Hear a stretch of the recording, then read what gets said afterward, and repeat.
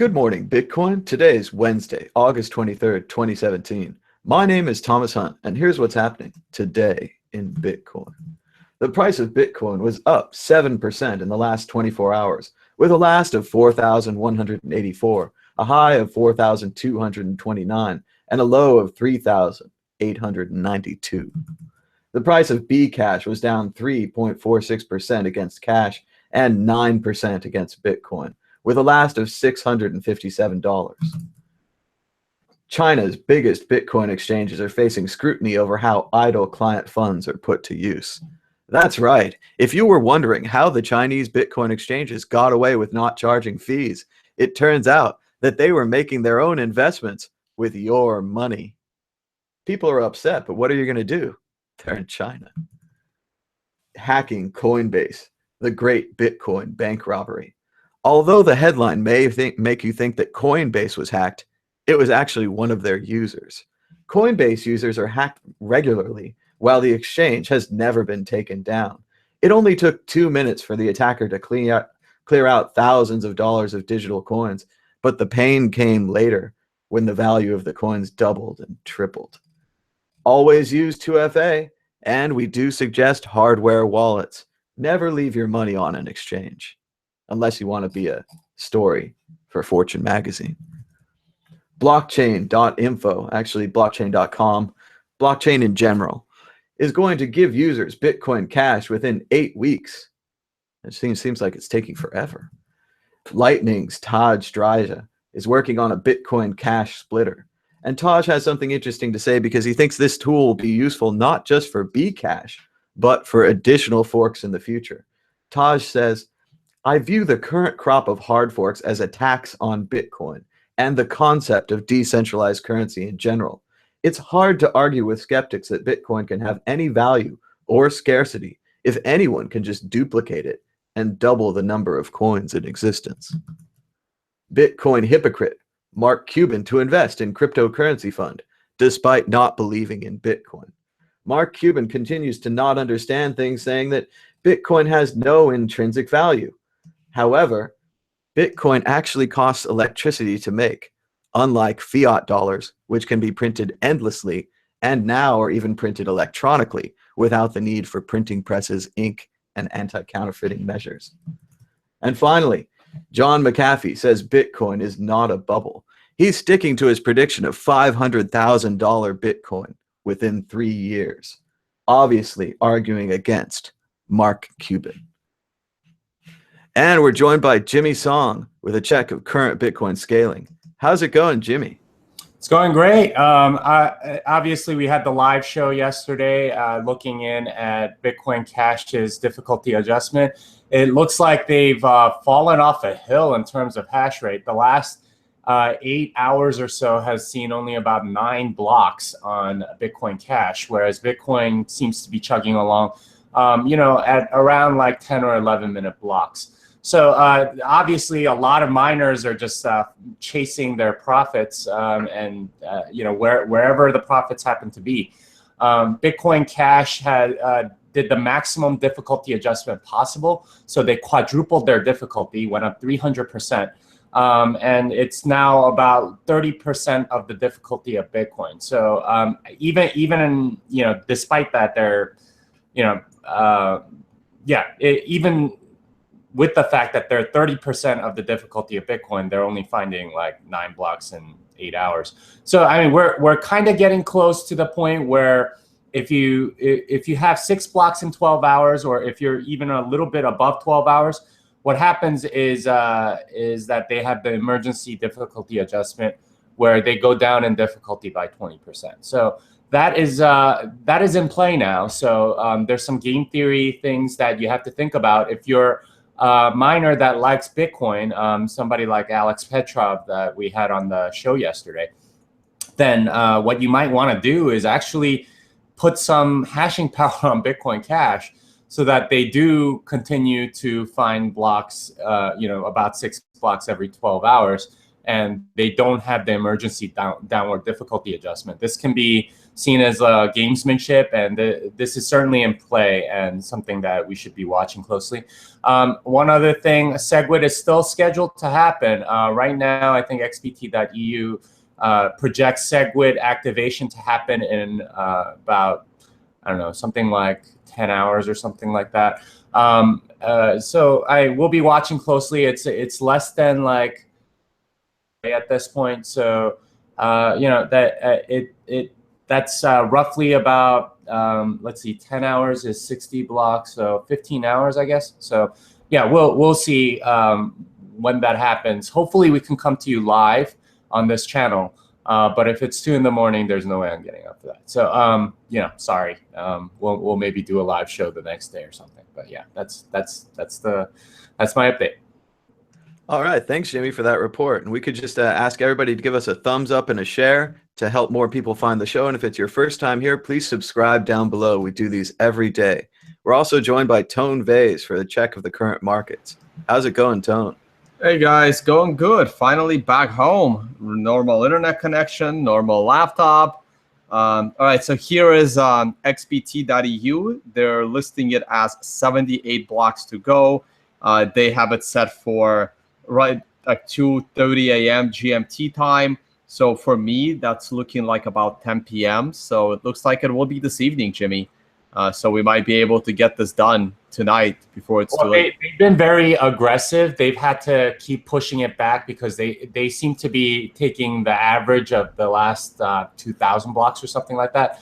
I think mining power is still switching over, so I'm not entirely certain of this. But if it's like 9 p.m. for me, I'll certainly be on, and we'll have a show. Yeah, that sounds good. Hopefully it'll be around 9 p.m. and we'll do it.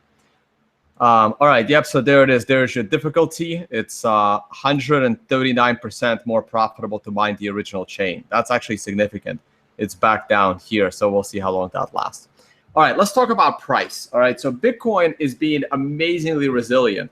Considering how pessimistic we all may feel with this Bcash nonsense, this weekly chart looks great.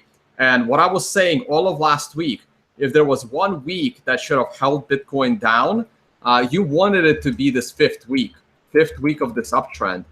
This makes it much easier for us to have 4 more weeks of upsides, you know, starting with this week. And we had a little bit of a fall the other day, but we've already recovered. That was basically the scare of the Bcash. Everyone is going to go mine there, and now they're all going to come back. So let's see what happens. We are only 1% under all-time highs. I mean, that's amazingly good. Like, it's hard to believe. I feel like Bitcoin is worth like $2,000 right now, but it's not. It really is worth 4.2 thousand. It's really amazing what it does to your psychology, considering how like aggravating everything is with this Bcash and all the trolls that either believe in it or just trying to scam people for more Bitcoin. It's really hard to tell these days. So the weekly chart looks absolutely beautiful. It's a great bull run. We have not had a down week in a while now. Let's see where we close. If we close anywhere above 4,500 this week, that would be like, oh man, 4,500 is the new high. So we don't even have to do that. I mean, if we close above 4,200, it's pretty great, actually, setting us up for the next, for the rest of this week and 3 more weeks of upside. Here's the daily chart. The triangle didn't exactly work out, but once we get back to the top of this triangle, I mean, everything is business as usual. I don't really see any major shape patterns. This is a classic reversal candle known as the hammer.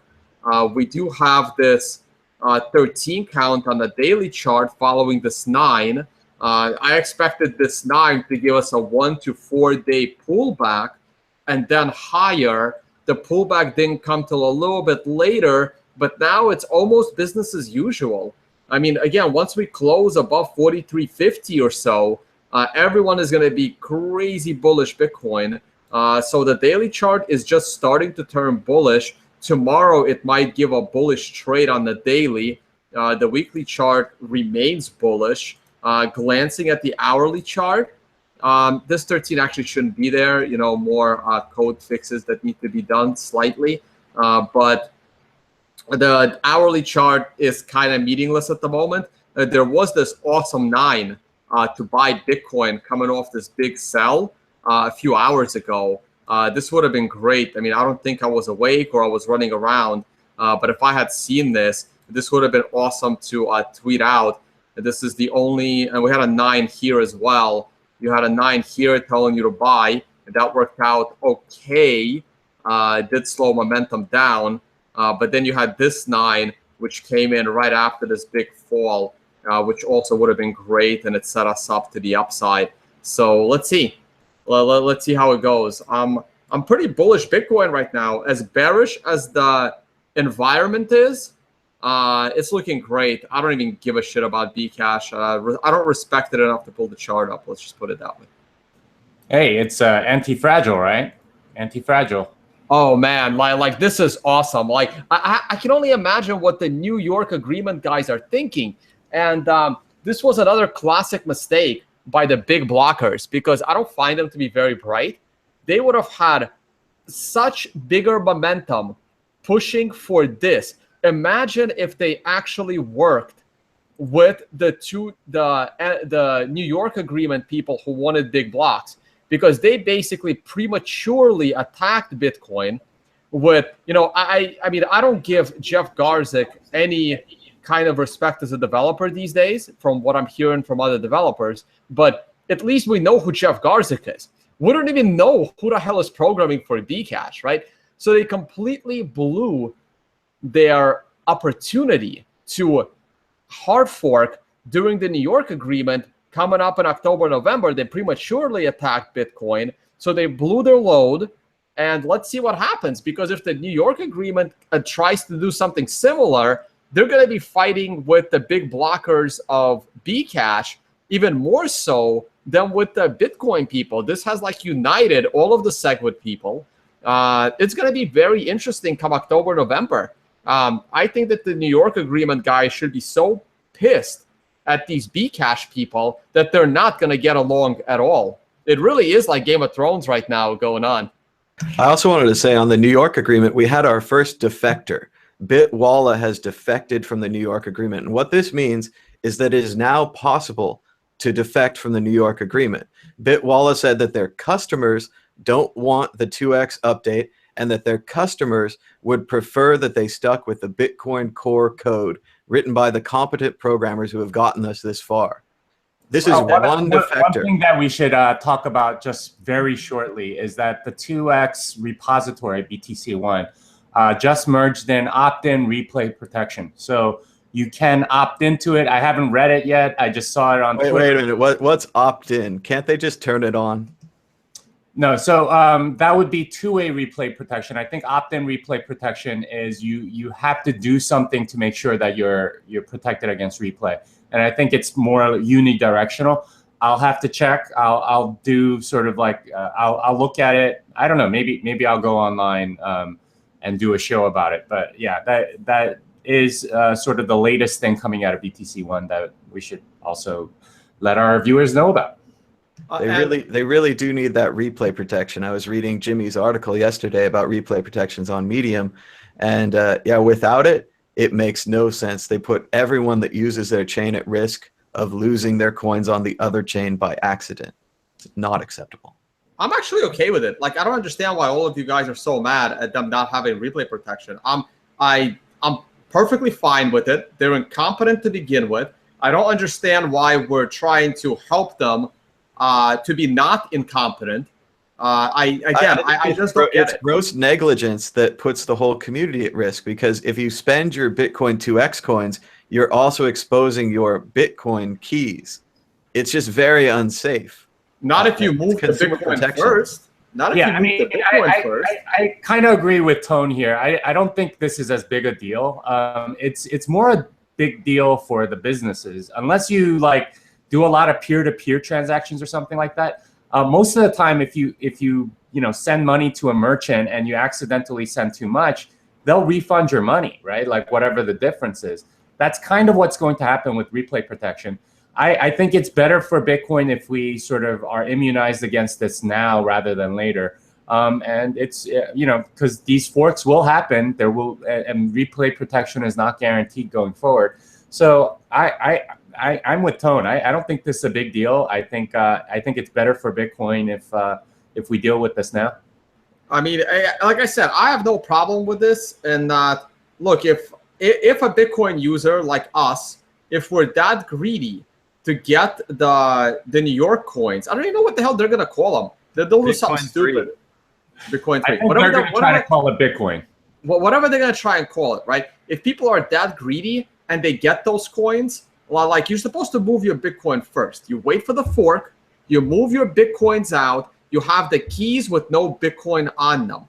Then you go and get your altcoin and then you sell it. If you do that incorrectly and you lose your Bitcoin in the process, you know what? Then that would be the pitch mob that will make sure no one is dumb enough to try this again, okay? People might actually get hurt.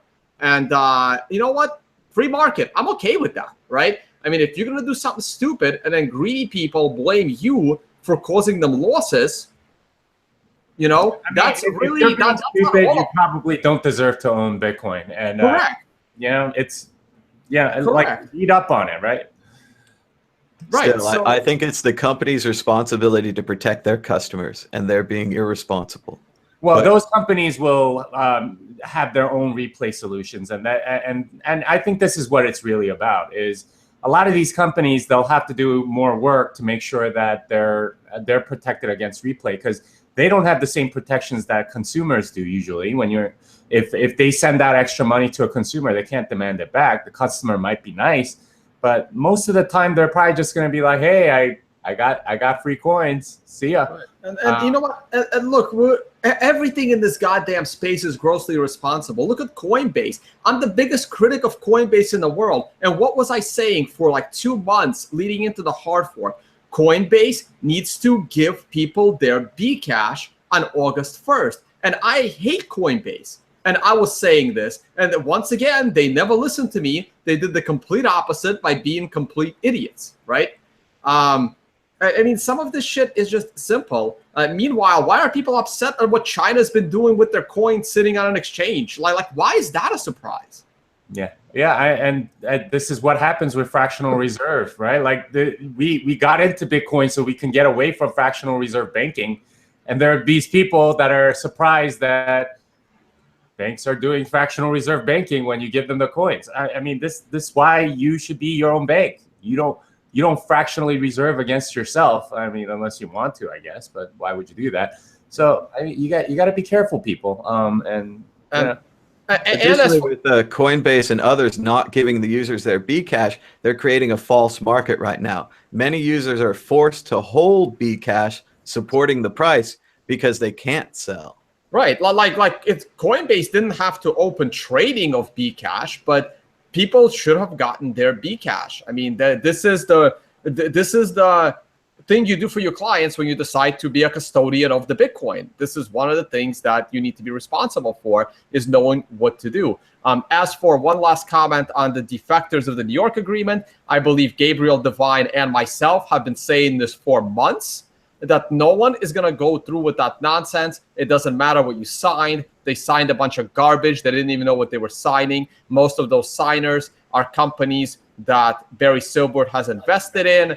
And if those companies have anyone competent on their boards or as their C-level managers, they will defect from that agreement and tell Barry basically to go fuck himself.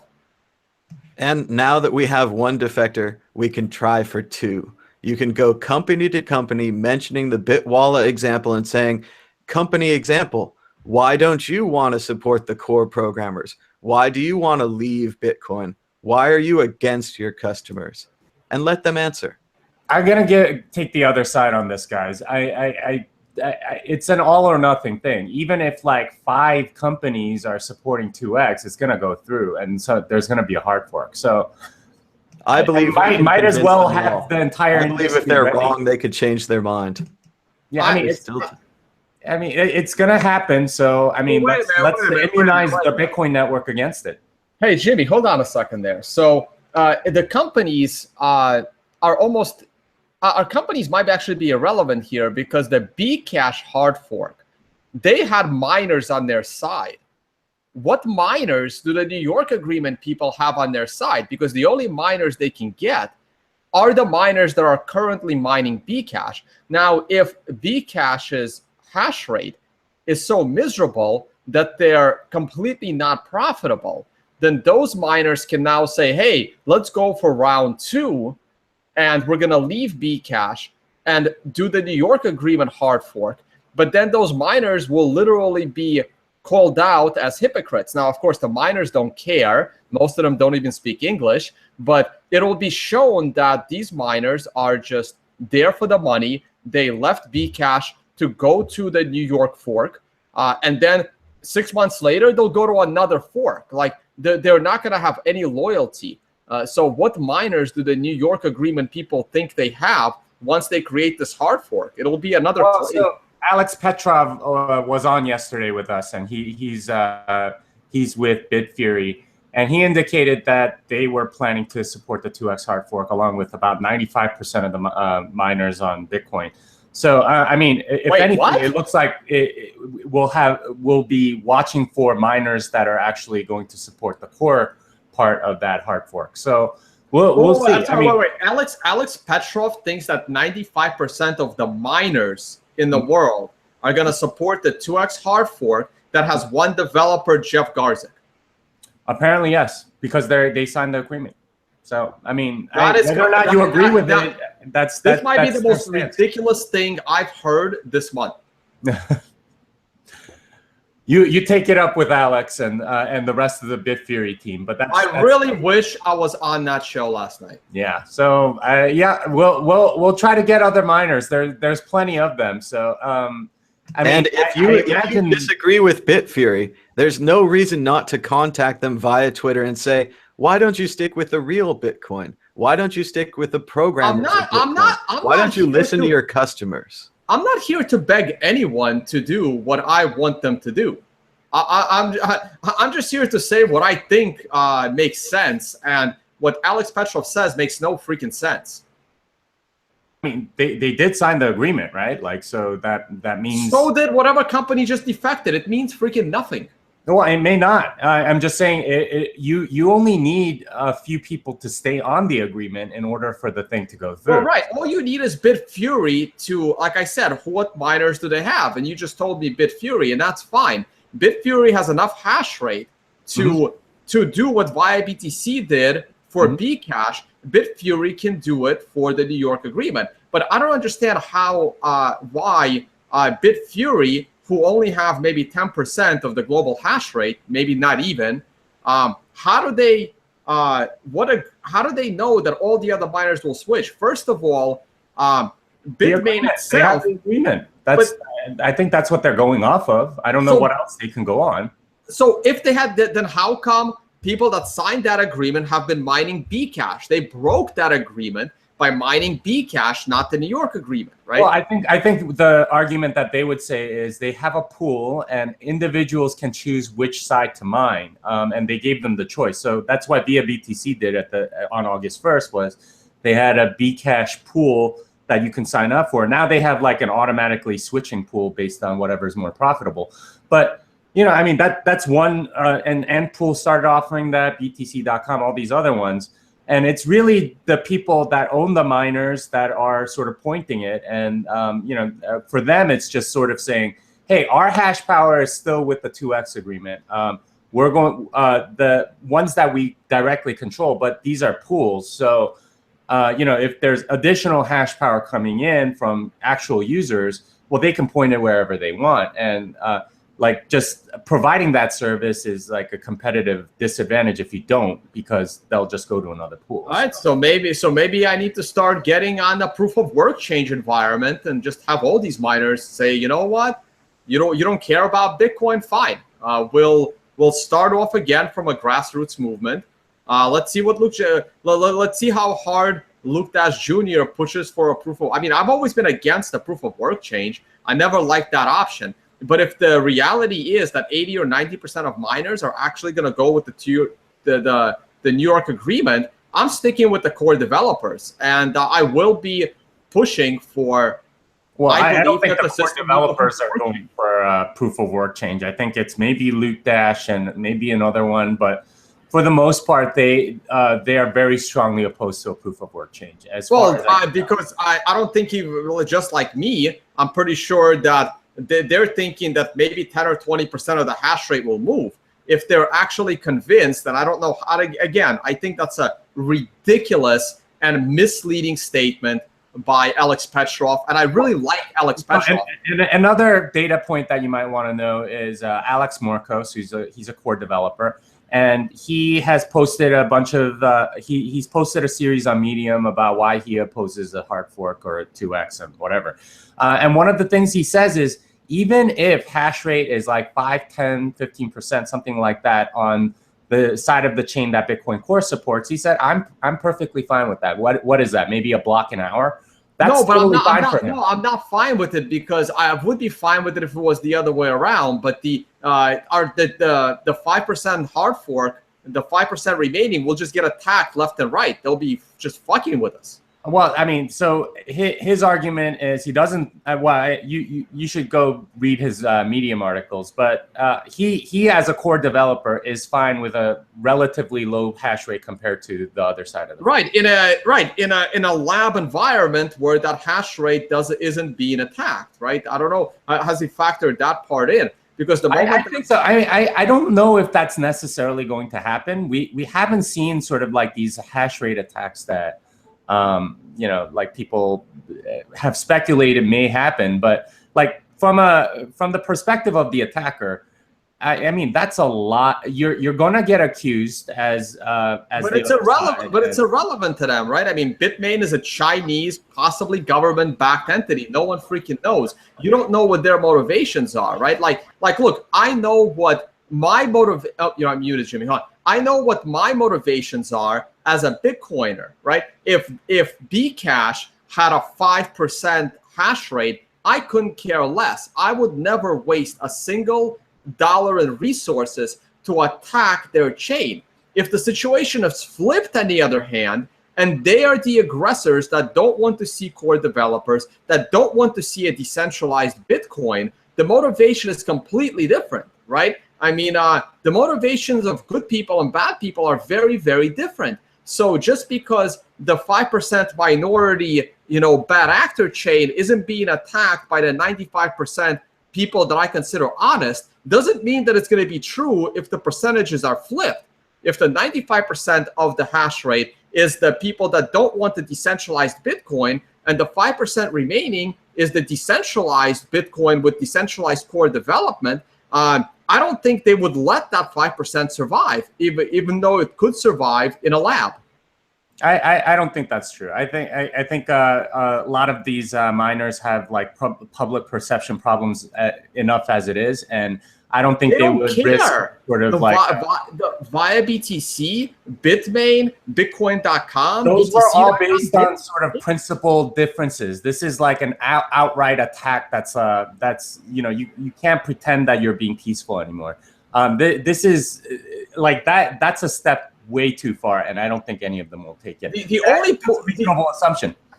The only pool that, I mean, I really thought Bitfury cared about the reputation, but I'm not sure anymore. But the only pool that I believe actually cares about the reputation is Slush. I don't know any other like pool that really cares about the reputation. It's all about the money. It's all about the money. And this is why my miner is on Slush. I actually like him. Well, we'll see, but I do think that if Bitcoin Core is the minority chain, I don't think they'll get attacked. And above a certain percentage, somewhere around 30, it's very, very difficult to attack without ruining your own chain. So I agree with you. Yeah. We're talking again. I'm using Alex Petrov's ridiculous number that 90% of the miners are going to mine the New York agreement. That also means that no one is going to mine Bcash. So that is again, this is a silly assumption, and I wish I was there to challenge him on it.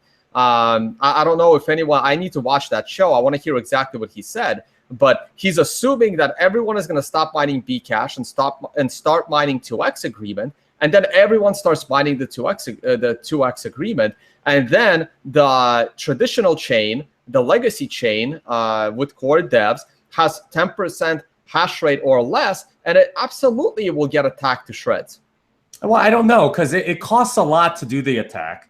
It costs a lot to, not just in like money, but also like reputation, and also trust, right? Like there's a bunch of miners that are sort of doing this stuff, and there has been sort of a live and let live sort of philosophy around Bitcoin. I would be extremely surprised if there was such an aggressive move to purposefully attack another chain. While costing yourself, 10% in hash rate that you could be earning mining whatever it is, or like Bitcoin was originally designed in a way so that attacks are very, very expensive, and to do so without like an extremely good reason is going to be not make that much financial sense for a lot of people, including these Chinese miners. And if we've seen anything, they're after profit motive. So I disagree. I disagree. They maximize their profit by just squashing a 5% minority chain. I don't know if they do. I mean, they're very conservative in general, like with their hash power and things.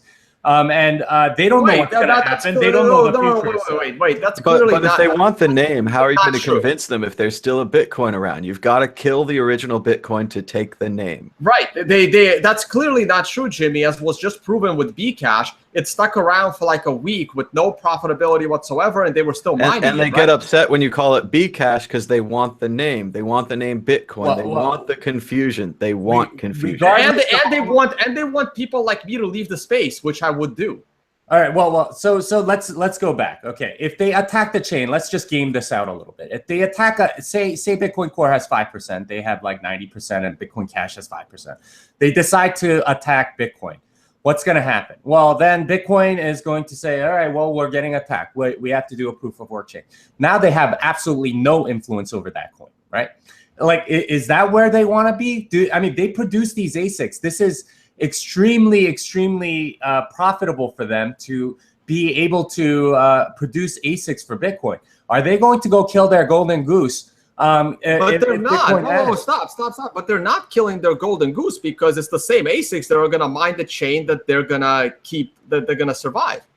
Right, but they don't know what's going to happen in the future. It may very well be that they're going to control development, right? I mean, like the one thing that they're nervous about is core devs Luke Jr. doing a proof of work change. You squash that Tone.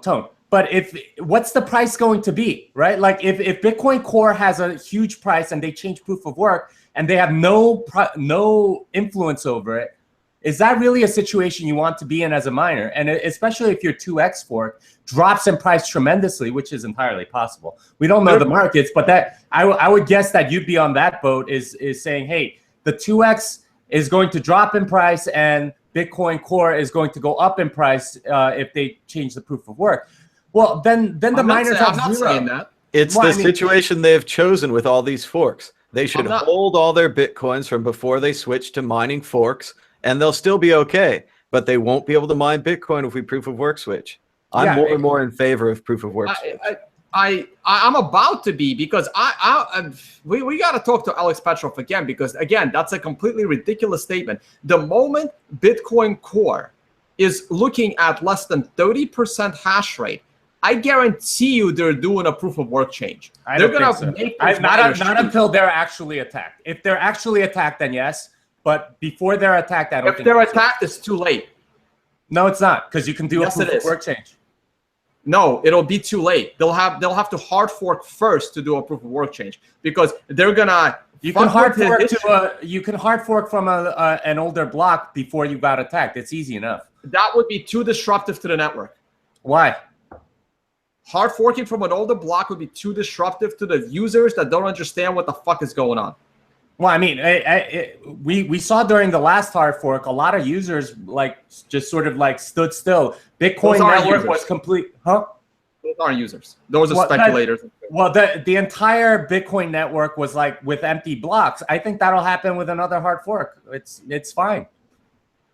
If you get attacked, then you just go back and then you you All do right, a proof of work change on an older one. Well, let's pick this up on another podcast. Let's get a core Devin here, maybe an Eric Lombroso or somebody else, and we'll hash this out. Maybe get a miner in here. Maybe we can get Slush in here. I don't know. Okay. Yeah, but I think we need to do like a full-blown podcast on this. I didn't really expect to get into this debate here, but I didn't either. And don't forget, you can always roll back the chain in case someone steals your $50 million in DAO tokens.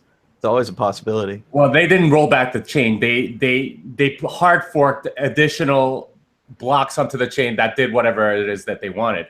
But yeah, I mean, as far as I'm concerned, I don't think anyone attacks anybody. If you do, then you're just inviting yourself to be ruined in so many ways that I don't think that's a real possibility. Just from a game theory standpoint, I don't think I don't think any miner presses that nuclear weapon button. So. And speaking of being ruined, if a business ignores their customers, they will go out of business. If you don't want the 2x hard fork, we have one defector right now. If you make your voices heard, maybe we'll have 2 or 3 or 4. There's plenty of companies still ready to defect and to say no to the 2x hard fork. Anything else, guys? You done? I think I'm done. we had a very good discussion. Oh yeah, and by the way, we'll do more. And by the way, the price of Bitcoin right now completely disagrees with Alex Petrov's claim of 90% for the New York agreement. What does that mean? That means that if the people actually thought that was true, we would probably be down about 40 to 50% in the price of Bitcoin right now. I'm not sure, because I'm starting to believe that the more chaos there is, then the more sort of disruption there is, the price of Bitcoin goes up. So I don't know. Not this kind of chaos. I don't know. I'm starting to think it's all kinds of chaos. It might rebound, but the kind of chaos that he's claiming for is gonna annihilate Bitcoin price. All right. Price. All right. I think we've held our a little too long. It was supposed to be a 10-minute show. It's been almost an hour. So. Chaos. Oh my God, really? Chaos is good for business. We just like to thank everybody for watching and giving us a thumbs up and a share. I've had a lot of people support my Patreon. Thank you so much. We're up to 81 patrons. We're very close to our goal of 100.